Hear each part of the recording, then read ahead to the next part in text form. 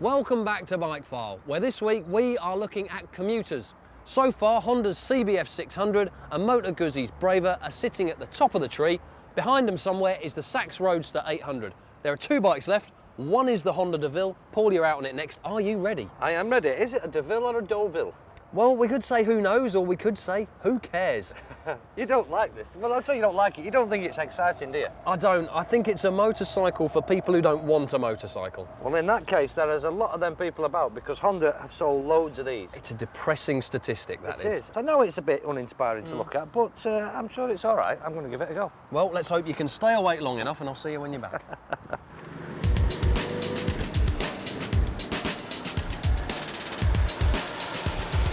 The Deauville started its biking life as a Honda Revere with a 600cc engine and a 5-speed box.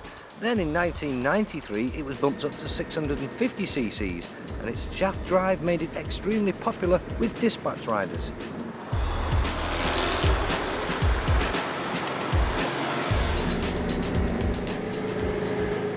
Usually, when you first look at a bike, it says something to you. It says words like speed, style, or aggression, whatever. Honda's Deauville says absolutely nothing at all. See? No, not a single word. The fact is, it doesn't need to. It's built by Honda, so there'll be no problem with reliability or quality of finish. And it won't fall apart and look like a bag of old tat when it's a couple of years old. If Mr. Sensible bought a bike, then this would be it. It's really just Honda's old NTV 650 with a new suit, although the motor has been refined and improved somewhat over the years. Still got that slightly lumpy feel to it, which we'd expect from a V-twin, but it's really not intrusive in any way. And it feels fairly responsive despite its quite modest 50-odd brake horsepower.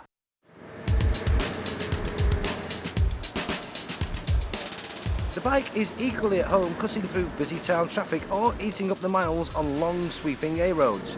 At 228 kilos it's not exactly a lightweight, but it does feel very well balanced and it's a machine which is easy to ride well, whatever your level of riding ability. Couriers love these bikes because they are such a functional machine. Built-in panniers, for example, great bonus.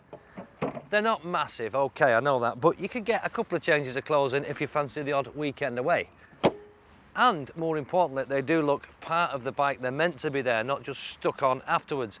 And if you're talking about weekends away and big mileages, we've got shaft drive, which of course means no more horrible messy chains.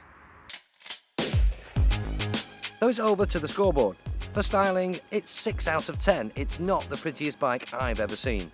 Performance, 7 out of 10. No real power, but it will take you to work and back 8 days a week. Practicality, 9 out of 10. Built-in panniers, cubby holes in the fairing, and it's extremely comfortable.